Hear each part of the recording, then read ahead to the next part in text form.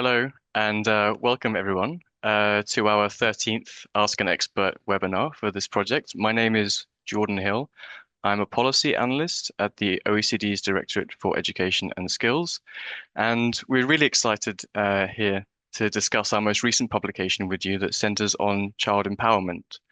Um, just quickly, I took a look at where you're coming from, and I'm pleased to say that we have over 300 registrations from countries across the OECD and beyond. So thank you very much for taking this hour to sit down with us and have this important discussion. This is the second webinar on the theme of child empowerment. The first one was back when the publication was launched in June. In that first webinar, we heard from teachers and students, their perspectives on child empowerment, and here we have three more fantastic panelists representing different branches of research, policy, and of course students as well. I will introduce them in just a second, but first a bit of housekeeping about the format. So we are keen to hear your questions as the audience, and we've received strong participation from audience members in the past, and I hope it will be the same today. So please prepare your questions, and thanks to those who already sent questions in advance. You can start sharing them. Thank you. Good morning. You can start sharing them in the chat already. If you would like to address questions to specific panelists, please indicate this. Otherwise, you can send them to me. Can everyone hear me? I can, Jordan. Yeah. Yeah. Okay. Otherwise, you can send them to me in a private message or just indicate who you would like to answer the question, basically. And I'll try my best to get them all in. I'll be merging some questions as well, so you may not recognize them word for word, but different themes will be merged. But first, I will start with a very quick introduction to our theme and to the project that this webinar is taking place in the context of. So I will just share my slides and so I need to flip this. Great. So I'm assuming you can all see my slides. Hopefully that's the case. So yeah, so the topic of this webinar is how can we empower children to help shape the future of our societies? And the project is the 21st Century Children Project, which quite simply looks to understand the nature of modern childhood. The publication was launched in June, called What Does Child Empowerment Mean Today? And we really started from these points that how we understand the nature of modern childhood continues to change. We talk more of children as beings rather than becomings now, and they're really as individuals already involved in shaping society. And when they're not just adults in the making, they are their own individuals already. There's been a lot of research focused on the risks affecting 21st century children and 21st century childhood, while the opportunities posed by this context remain somewhat underexplored. Em Empowering children is frequently a specific aim of policies and practices, and we really wanted to find out how this looks in different contexts. So we offered this working definition. We said that empowered children have the opportunity and the ability to act on issues important and relevant to them, but they can also learn by making mistakes and be key contributors to democracy. They're not just adults in the making, but they're already part of the fabric of society, and they're able to help our shared future, help shape our shared future. And we discussed the implications for this in terms of children's sense of agency, in terms of equity and inclusion, in terms of the role of adults in all this, as well as the background of child rights, and looking at the differences in terms of ages and maturities and what this means for empowering children. Now, there are good reasons to empower children as active participants in shaping our shared future. I'm hoping many of you share this, but we did a little scan of the research to look what these might be. First thing, and probably most importantly, children enjoy it. They like participating and they tend to be eager and enthusiastic to participate in decision making, and they want to have a greater say on the decisions that affect them. There's a child's rights angle. So the United Nations Convention on the Rights of the Child outlined participation rights and the right to be heard on matters affecting them. This goes back all the way to the 1980s.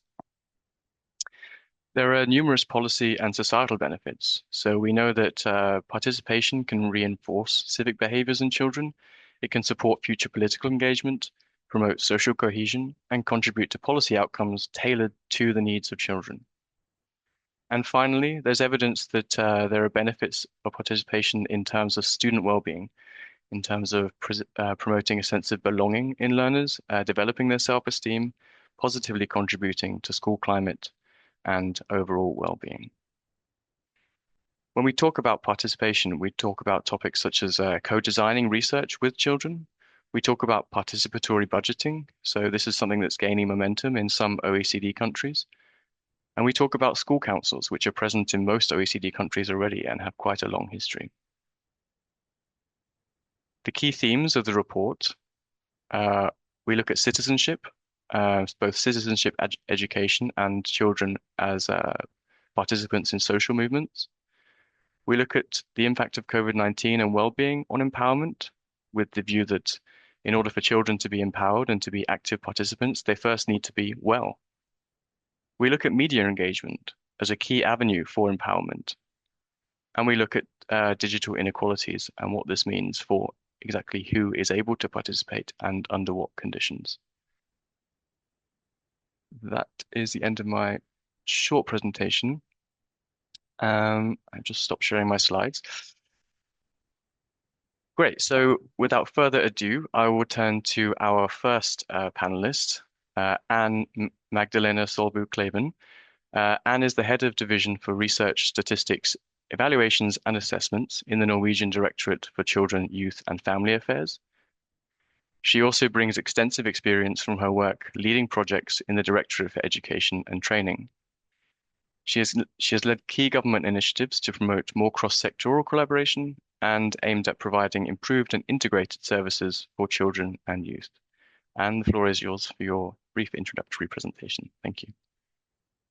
Thank you so much, Jordan, and thank you so much for the invitation to join this very interesting webinar. And I would like to say something from the Norwegian context. And like Jordan said, I work in the Norwegian Directorate for Children, Youth and Family Affairs.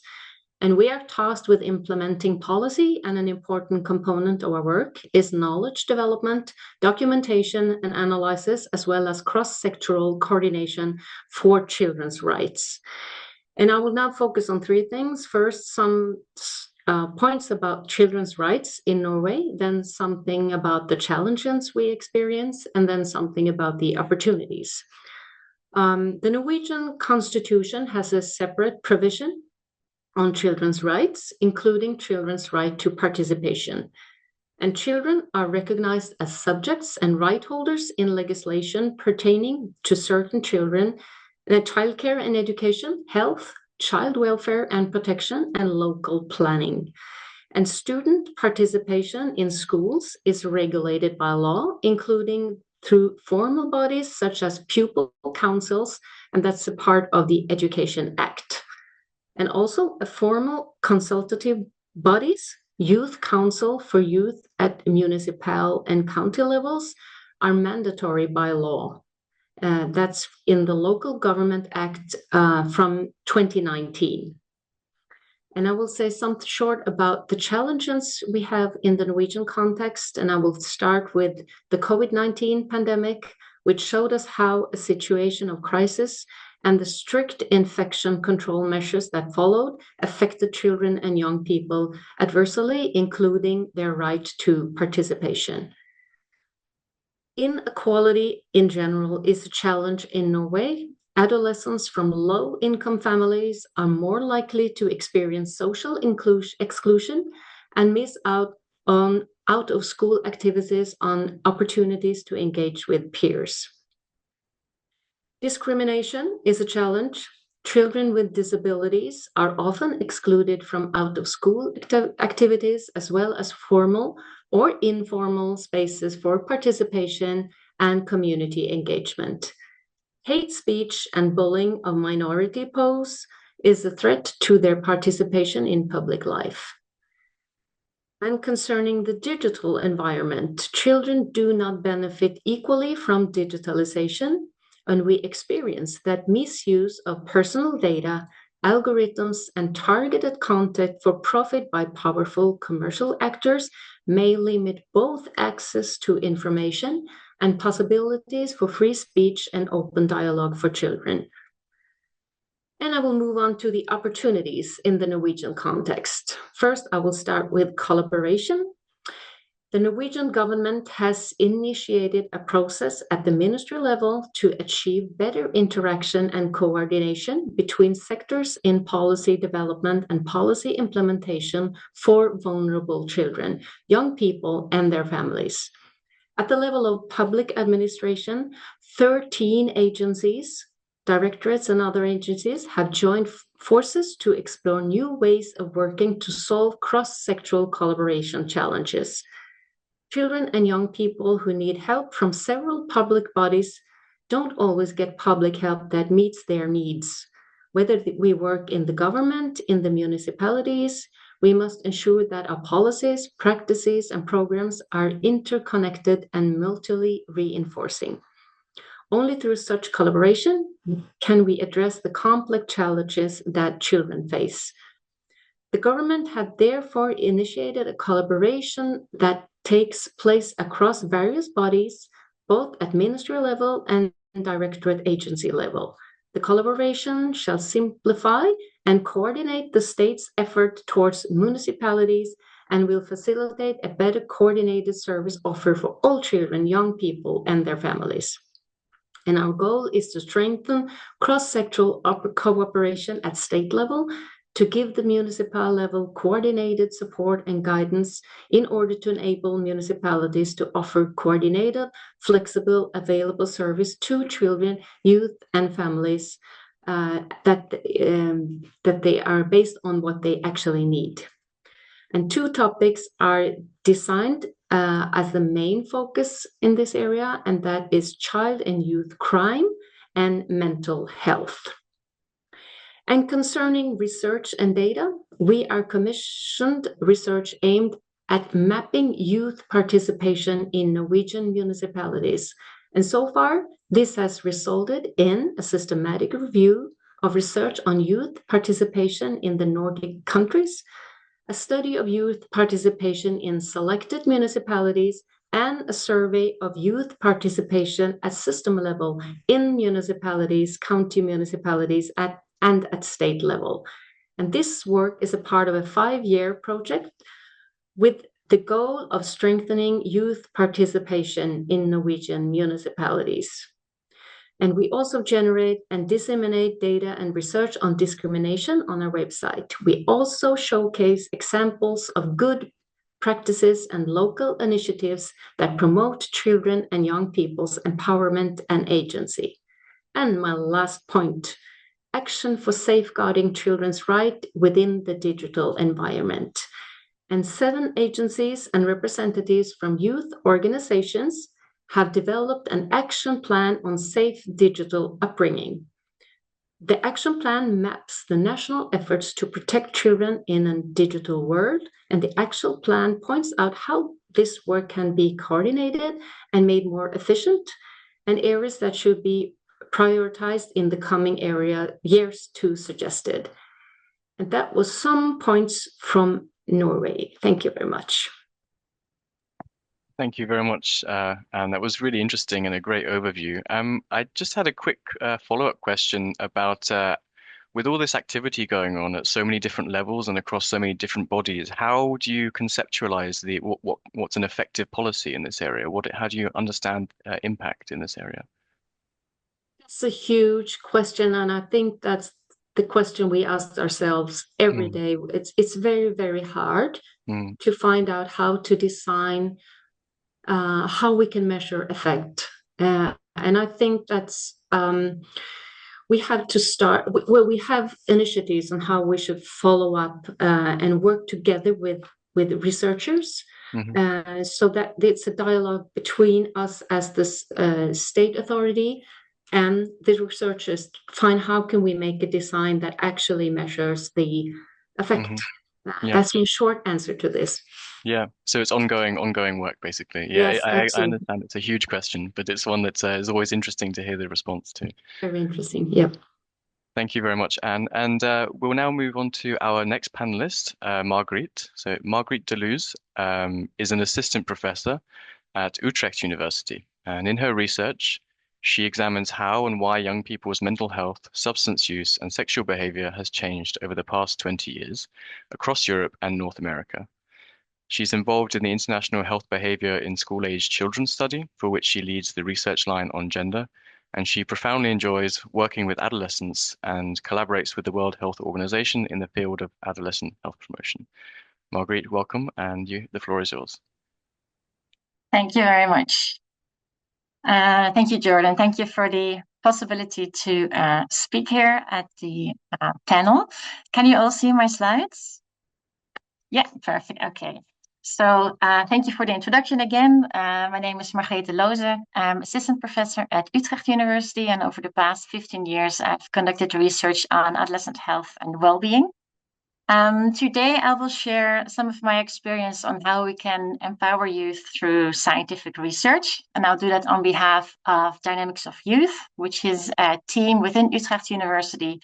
It's one of the strategic themes of our university, and our goal is to bridge the gap between science and society to foster a resilient and healthy younger generation.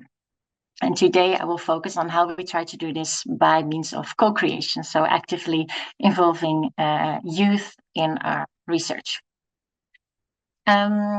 Now, young people's health and well-being is shaped by what's happening in society. And as you all know, there's a lot is happening in society right now. We have the climate change, of course. There's increasing inequalities. We were confronted with a pandemic. And it's important to realize that it's not only that these things happening in society impact our youth, but it's also our youth that have an impact on society. Historically, we see that young people are the drivers of change in society. So now very much we see it in terms of the climate crisis. It really started with people like Greta Thunberg. And it's the young people who are driving and demonstrating for change. So we also say young people have a seismographic function in society. If you want to know what will happen, you have to look at what's keeping young people busy.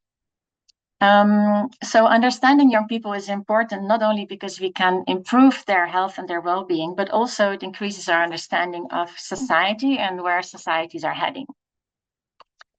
And if we want to study youth, then what way better to do that, of course, is to involve young people themselves in research. It sounds very logical, but traditionally, research on young people has been done by adults, right? It's researchers, experts, policymakers that have been making the research agenda, that were conducting the research, and that were also concluding what young people need and what is best for them. And that's actually a bit weird if you think about it, because young people have a voice, they use it to demonstrate, and we need to take that voice seriously also in research. Now, that's what we're trying to do in Dynamics of Youth. So instead of doing research for young people, we try to do it with them. So by means of co-creation, where the idea is that for solutions to be successful, the people who will be directly affected by the solution must be part of the process creating it. And our experience is that young people are extremely insightful and, as Jordan already said, eager also to collaborate and to find creative solutions. And there are many advantages to this approach. First of all, young people feel heard and respected, which is important by itself, but also researchers get inspired, and it increases the effectiveness of interventions and the quality of our research. So, for example, in the past, when research was mainly done for young people, it has often led to solutions that in the end didn't fully meet the needs of the group they were targeting, so young people in our case. And sometimes even the well-intended solutions backfired. So an example of this is the German government a few years ago wanted to implement an intervention in order to combat childhood obesity. And in order to treat everyone equal and to not have any discrimination, they decided to give free vouchers for membership for sports clubs to all third graders in the country. And their aim was specifically to make young people from lower socioeconomic backgrounds to exercise more. all the good intentions were there, but what happened was that it was mainly the kids from higher socioeconomic backgrounds that used these vouchers.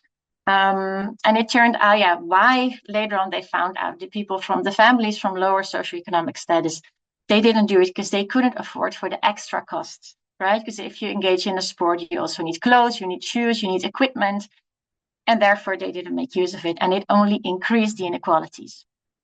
Now, if I tell it to you like this, you would probably think, well, couldn't they have thought of this? Yes, they could if they had consulted the young people and their families. So what we're trying to do at Dynamics of Youth is to stimulate youth participation by providing a platform for researchers to exchange experiences and to facilitate collaboration. Because we realized a lot of researchers want to work with youth, but they don't know how to do it, or they're insecure about their abilities on how to do this. And examples of projects that have come out of that are, I'm just mentioning a few, designing outdoor spaces for children. Of course, very logical to involve children in projects like that.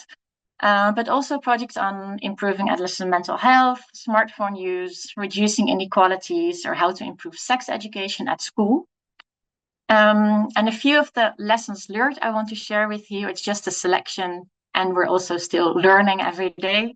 But one of them is that it's so worthwhile to really involve young people throughout the entire research process. So in all stages, from design to dissemination.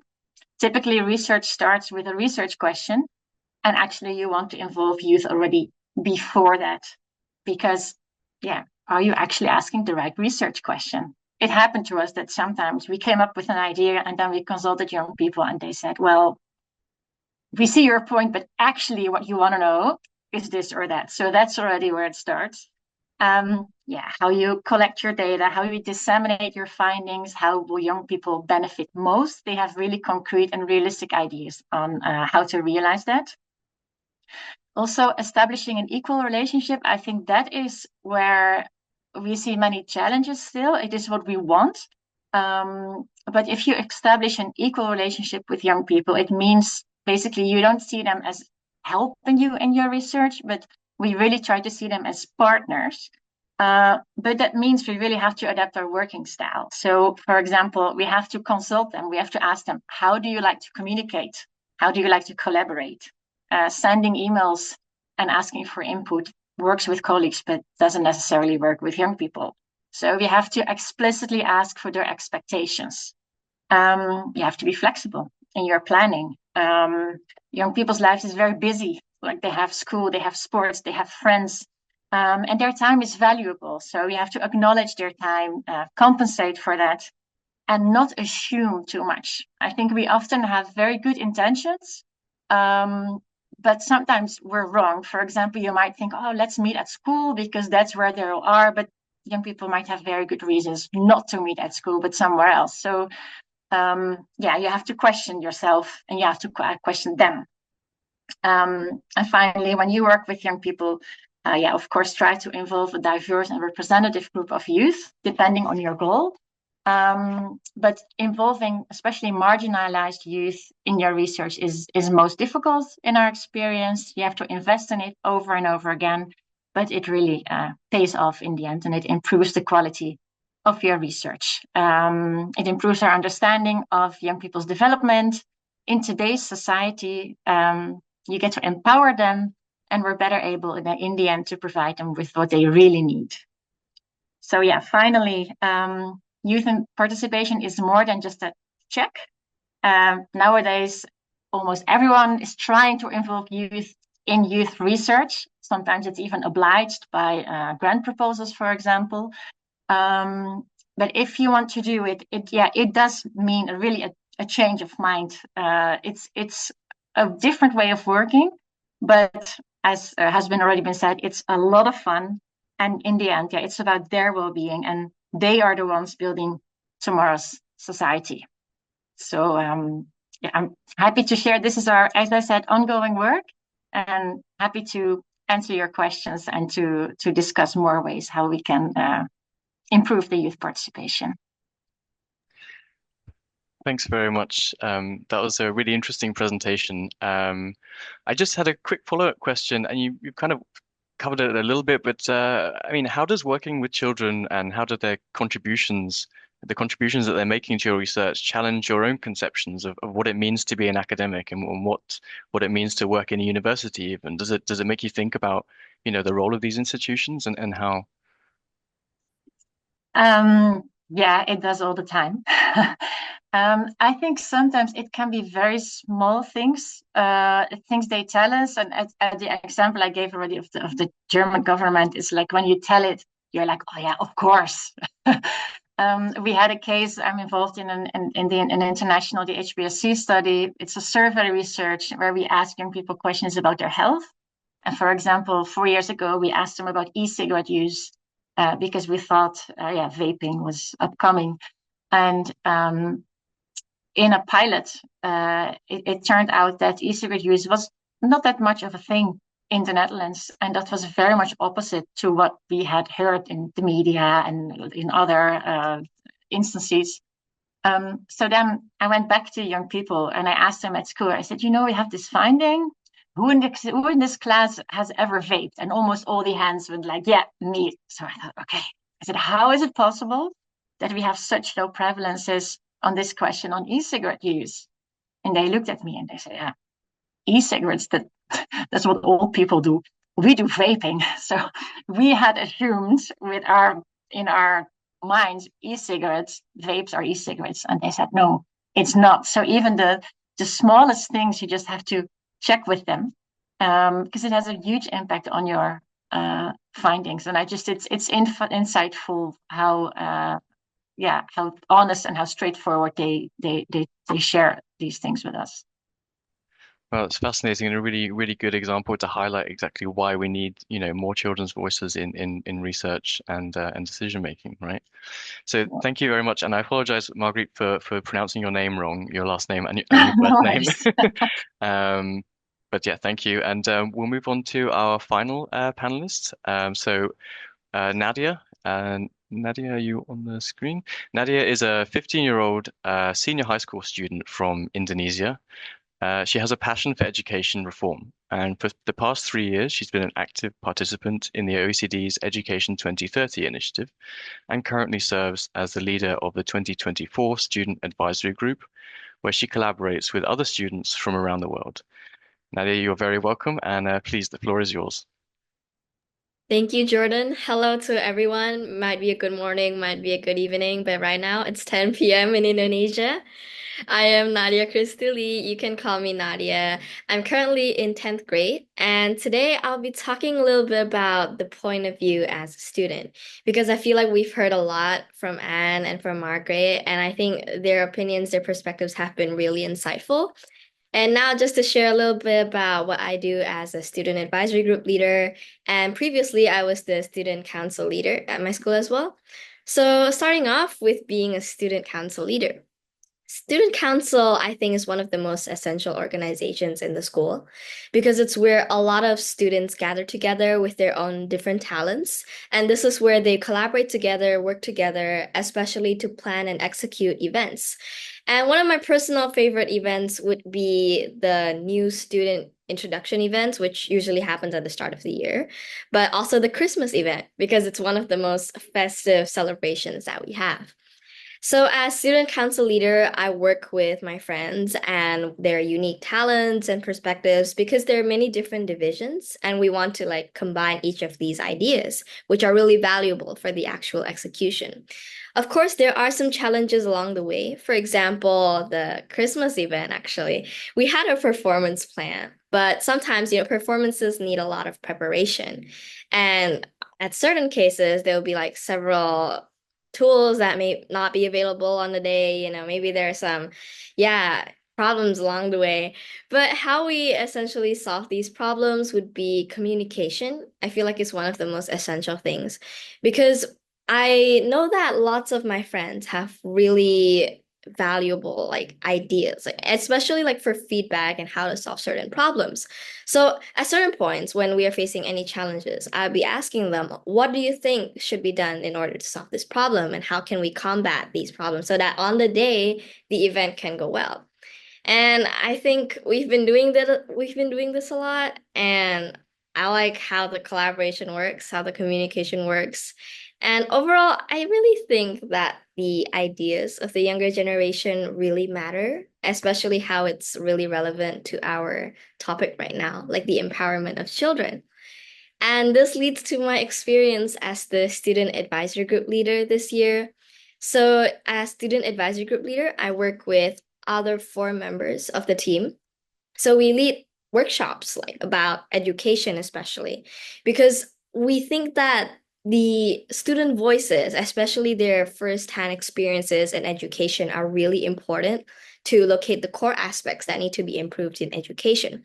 So each month we hold like different workshops, and we'll be discussing about different topics. For example, we've discussed about the use of AI, how students manage these AI so that they will not be misusing this, student well-being, and also the important values that teachers must have so that the students can understand lessons better and build a better sense of community. And after these discussions, the last workshop we had every student record like a 1 minute video about their most memorable moment with the teacher. And hopefully all these student voices, they'll be shared to other students as well.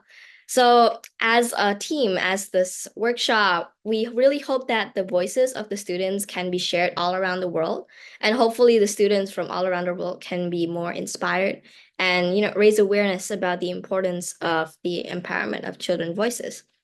So previously, what Anne and Margaret mentioned, I really agree about, the students' lives that really must be paid attention to. Because as a student myself, I've just started senior high school, but honestly, yeah, it's pretty busy. Like I've got my final tests coming up, and I'm still joining this workshop today, but I really enjoy what I'm doing. And I think that amongst all of these busyness, we're actually finding the balance between our academics, but also doing our hobbies. And one of my hobbies is actually research. So perhaps we could talk a little bit more, Margaret, because I really like to do research, especially like in the science field. But I also think that other students have other different interests and different talents. So hopefully we can discuss more about that and how we can apply these talents into the building and shaping of the world. I think that'll be all from me, Jordan. Thank you. Thanks. That was really great to hear. Yeah, to hear your really valuable perspective and all the important, interesting things you've been doing. I wanted to ask a question actually about your work and your interactions with adults. So along the way of you participating, like what have you learned about the way that adults work with children and young people, and what skills do you think that we could improve on in terms of how we're supporting the empowerment of children? Okay, so in being the student council leader, being the student advisory group leader as well, there are adults who have helped us, along the way, guiding us. And I feel like what adults have that really helps us youth to grow would be their experience and knowledge in their field. Because as students, we do not have as much experience as them, and we might be new to the surroundings. Like when I first started being the student council leader, or perhaps just going into the student council itself, I didn't know much about what was going on. And so by talking with these adults, they really helped to guide me. Like my teachers, they helped to tell me the things that we're doing as a student council. And I feel like by having the adults communicate with the younger generation, I think, has a lot of bright ideas, but they might not know how to execute it. They might have all of these plans, but they don't know what are the ways that they can bring these plans to life. And as adults, as the accomplished professionals, I'm sure lots of them has lots of insights that they can provide for the younger generation, which hopefully can be applied as well. And along the way, with a lot of changes in the world, like digitalization, lots of use of AI right now, the ways might change along the way, but the fundamentals, I think, will remain quite similar. Oh, really interesting. Thanks very much. I will invite all of our panelists to please return to so with the cameras, if possible. We did receive some questions already before the webinar from participants. So I'll first start fielding these questions that we received. Just following on from our discussion just now, Nadia, about the role of adults, I was wondering what role does parenting play in empowering children throughout their lifespan, and how does this influence their development? So in terms of your interactions with parents, this was actually a question from Nurper in Turkey. And I wonder, Anne, if you've had any interactions with parents in the initiatives that you've had, or Marguerite, if you've been working with parents as part of the research with children, whoever would like to jump in.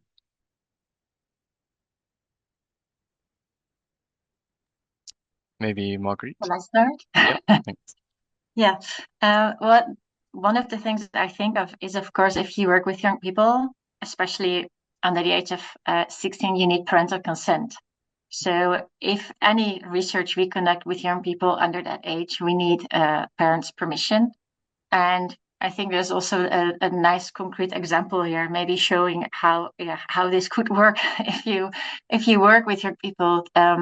A few years ago we had a big symposium in which we presented the newest findings of our study, and I went to a school to discuss the findings and to hear young people's vision on it and see what were their recommendations. And then there were 5 youth who were willing to present their perspective in a symposium that we organized. And the Dutch Queen was coming there, and the Mayor of Utrecht was coming there. So it was a big symposium. It was a really cool thing. And there was one boy who wanted to do it, and I was happy he wanted to do it, because he was typically he was the kid who was not seen as the ideal student by school. His parents were at school a lot, but usually for negative things. But he had really good points. So he wanted, and I was waiting for the parental consent for days, for weeks, emailing him, apping him, calling him. He didn't react. So in the end, I had to go to school. I made sure his teacher took him out of the classroom. And we asked him, do you still want to participate? Because we really need your parents' consent. And like, we were worrying a bit, thinking, oh, maybe the parents don't want it. He just forgot. He was like, oh yeah, I forgot. We called his mother, and she was amazed when she heard it. She had no idea, and she was very flattered. She got a bit emotional because it was such a positive thing now for her kids. So she sent in the parental consent. She was in touch with school, and in the end, they had a live stream at school. And this boy was really like the star of the symposium. He phrased his formulations really well. So yeah, the support of parents in that case is needed. Also, especially, of course, also if you work with younger children. So that is the parental consent is an important point in that sense. You need to inform parents very well on if you want to work together with their children, of course. And it's worth investing in it, because often it works. You just have to keep in mind that if you ask your people, please ask your parents to fill out this form, they might not do it for reasons that, they just forget. And from the perspective of from a child rights approach and implementing policies for child rights, how do parents feature in this kind of coordination? Yeah, I think as a general perspective, we think that, or we experience that parents and the family is the most important social construction around the children. So in every sense, when we talk about children and what they need, the children tell us and the young people tell us that families and parents are very important. And I think also we have a lot of research telling us that in general, children today and young people today, they have a very, very strong connection with their parents. And that's very good. And talking about research and you cannot ask the children without contacting and permission from the parents. But sometimes when we want information from very, very young children, then we have to go through the parents, and maybe the parents ask on behalf of the children, and that, so of course, they have to be interpreted in that context. Yeah, that's some thought for me.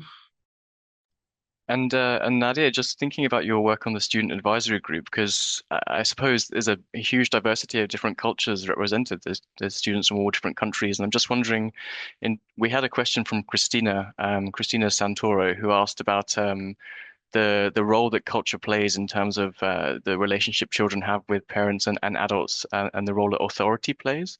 I'm just wondering if you had any discussions where, something has seemed like there's a different concept of what it means to be empowered in different cultures, depending on the student who's talking in the group or something like that.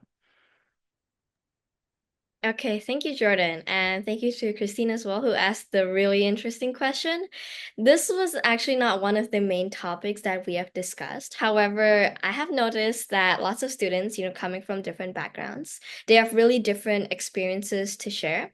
And I think that the fundamentals of being a parent to your children, like as a child, I do really respect my parents. And I think that this goes to the same for every other children all around the world. Because, we love our parents and they're the first circle around us. We've been with them ever since we were born. And that just shows how precious that relationship is.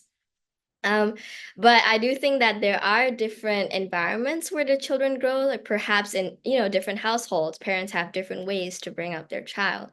And we do notice that some families might prioritize the growth in academics, but some families might prioritize the growth in social life. And this just differs not based on culture, but mostly based on the culture within, like, not based on the country's culture, but based on the family's culture within the household itself. So I think in terms of country diversity, like in terms of the culture within the country, I don't think it affects a lot towards the children's mindsets about their parents or how important the parents' roles are in the children's lives. Because regardless of that, parents are still an essential part of our lives. Great, thank you so much. I don't know if Marguerite or Anne, you'd like to jump in, otherwise I can field another question. It's up to you. Just a short comment on Nadia's perspective there, because I find that very, very interesting, because we have a tendency to generalize, talking about the typical Norwegian family or the typical British family or things like that. I think it's very good to think that families are different within the different countries, and I really like that perspective. Yes. Yeah, we see that as well in the PISA data that was released in 2022. I mean, yes, there are certain country differences, but we also see that across the PISA data set, students who interact with their parents more frequently have better learning strategies and better outcomes, and this is similar across the whole of PISA, which covers many different countries. So, yeah. There was a question again, sorry, and directed to you actually from Kerry, who asks, what were the circumstances in Norway in 2019 that stimulated the change to enshrine youth participation in policymaking in Norwegian law?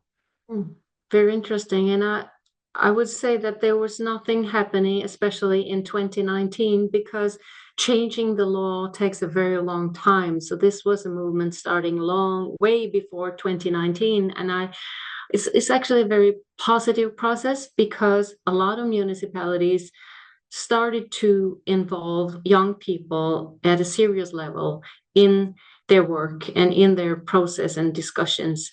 And that started to spread. So more and more municipalities did this, had youth councils as a construction, and not just asking the young people, what do you think about a youth club or something like that, but actually taking young people seriously, discussing all certain areas in the municipalities, it's social service, school, healthcare, all the different. So it led to a discussion with more focus in general on young people's voice, and it ended up in a law change in 2019, and then that was actually just result of the movement coming from the municipalities at that time. So it's just a positive, like a way of saying we are already doing this, and now we want the last little children's right in the law, yeah, to participate. Thanks very much. And Marguerite, I don't know if from your kind of research background you've seen these kinds of changes happening in other countries, and if so, which countries you've seen that have been particularly active in this area? Yeah, in youth participation in research, you mean? Yeah. Yeah. I think it's really an international tendency that we have. So in the health behavior in school-age children study, which is an international study, we have a special group that focuses on how to increase youth participation. So recently, for example, we had a few international reports publishing on cross-national findings on adolescent sexual health, physical activity, substance use, etc. And then national teams were motivated to ask to have little focus groups with groups of youth and to bring this back. So we collected everything. And the published international reports in the end also contain quotes of young people who reflected on the research findings. Great. Thank you very much. Nadia, I don't know if you have any reactions to what Marguerite and Anna just said. If not, we have other questions, but I just wanted to open the floor to you. Sure, I really agree with the points that Dave mentioned. Like, I feel like those are really important aspects to be talked about in children empowerment, and how it's really international because it really targets about the children all around the world. But yeah, we can proceed with the discussions and the upcoming questions. Great, thank you. So we have a question from Alex Denby in England. And he's talking about the need for children to be kind of mentally and physically healthy, socially connected, and autonomous, and how I kind of mentioned it in my presentation, but these are kind of the preconditions in order for children to feel empowered and to be able to participate actively in issues that are important to them. And he says, what should we do, or in brackets, what should we stop doing to help children feel mentally and physically healthy, socially connected, and autonomous? And what could schools do, or in brackets, or not do? N- Nadia, do you have an instant, you're smiling. I don't know if you have an instant response to that.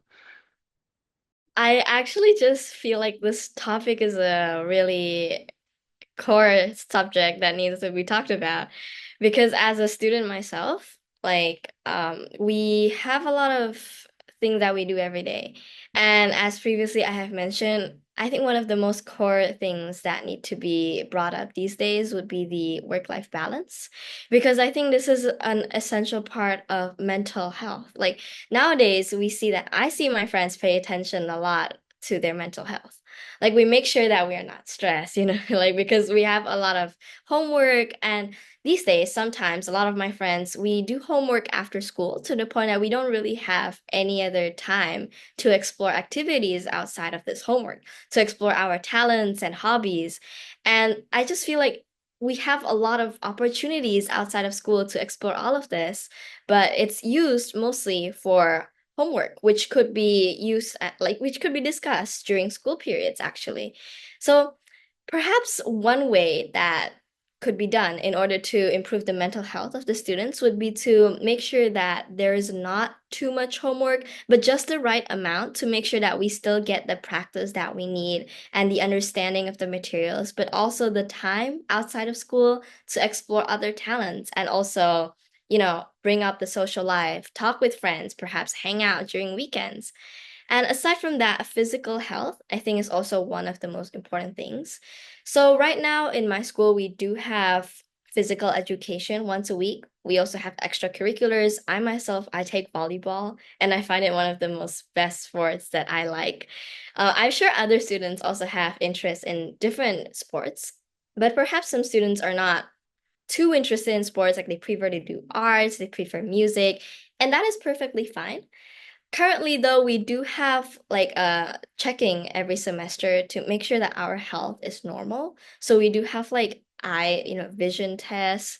We do have just making sure that all our health is perfectly normal. To check the blood sugar, we also have that. So yeah, just essentially maintaining our health every week, but also having like the semester checks to make sure that we're all right.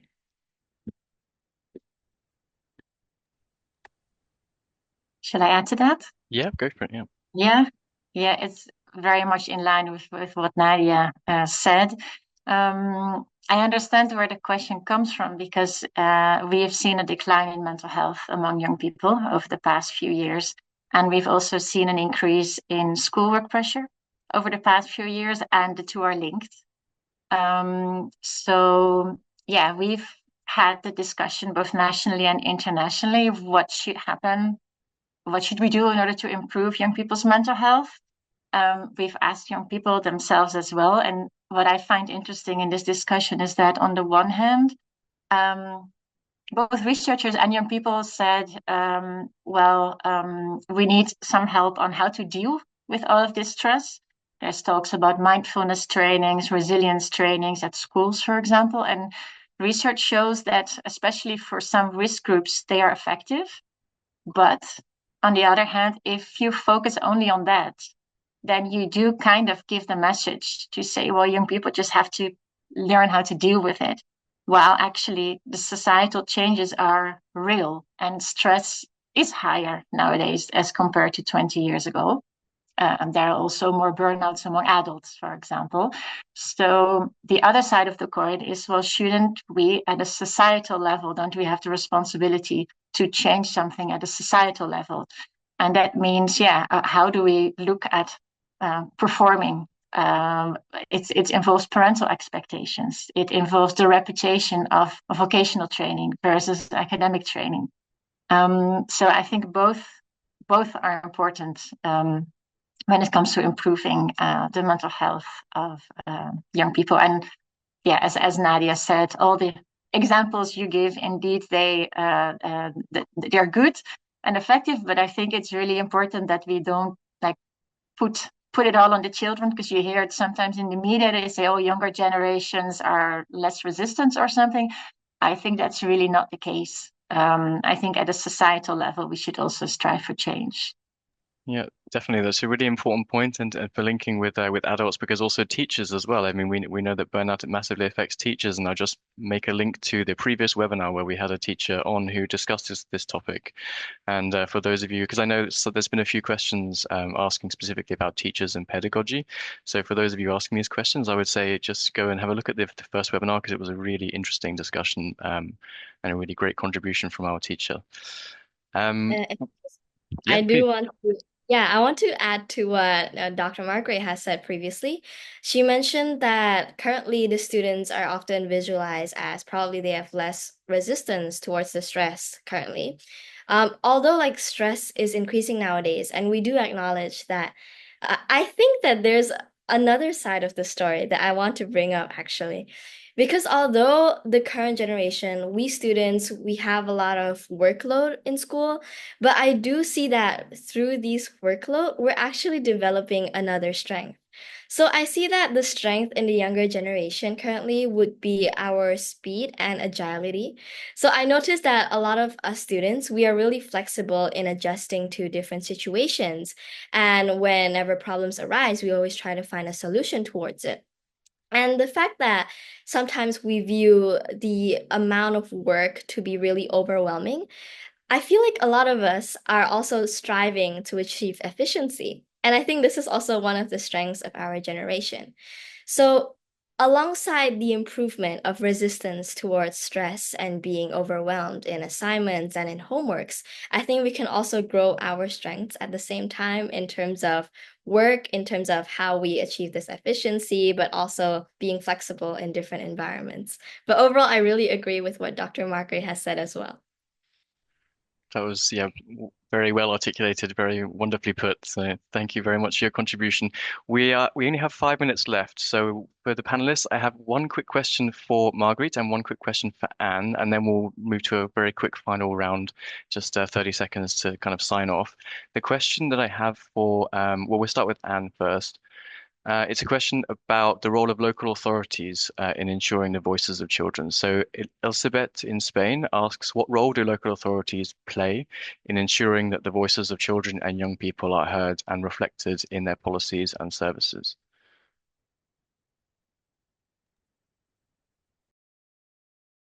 And the question is, what role does the local municipality? Yeah, I think, and I think the answer to that is everything, because well, there has to be a cooperation between national authority and local authority, and we have um, to be kind of a critical friend because the local authority in Norway they role themselves in many ways, but we have to push them a little, and we have to give them fundings for develop good examples for other communities. And I mean, all children and young people and all of us, we live in a community. That's where we live our lives. So I think the voice and the impact from young people in has to be in the local, and then you can move on, and of course young people also have a good impact on the national level in many ways, but start with the local, I think, is best.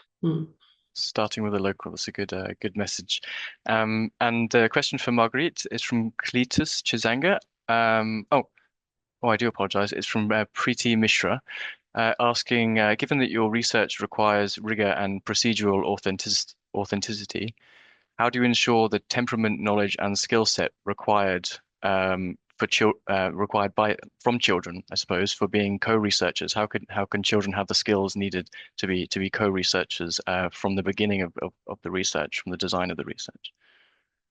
Yeah. Thank you. Yeah, that's a really good question, because indeed we are dealing with the scientific method, and we stick to that because we want the research to be of high quality, and children or youth are not trained researchers.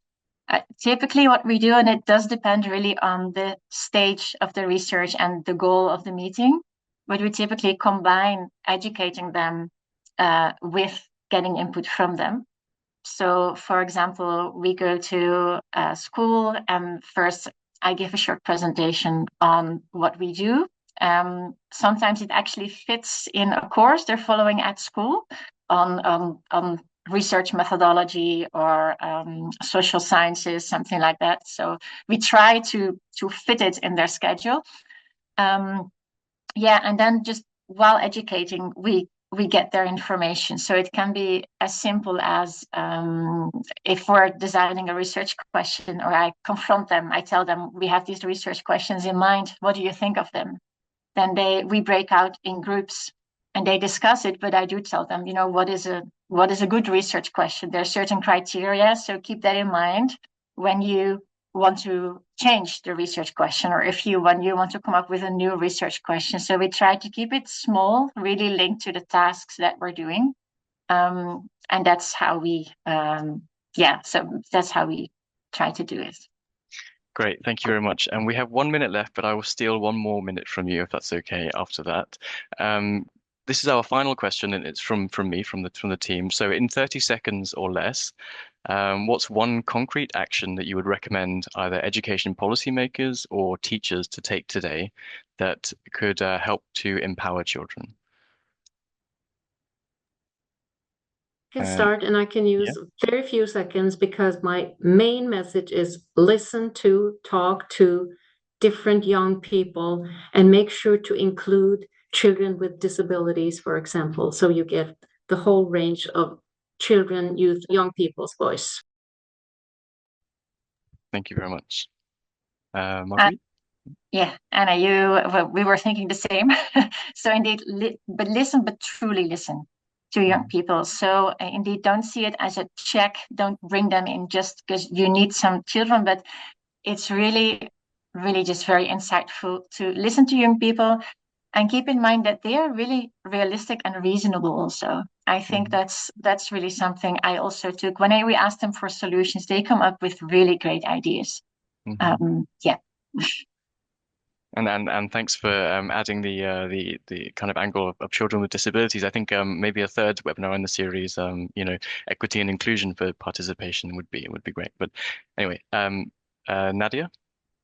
Yeah, I really agree with the points that Anne and Dr. Margaret mentioned. Like, especially nowadays in such a diverse world, I feel like all the opinions of the younger generation should be heard because I think they have so much potential into improving our world. And aside from that, I also think that the experiences from adults really matter in helping to develop these younger generation.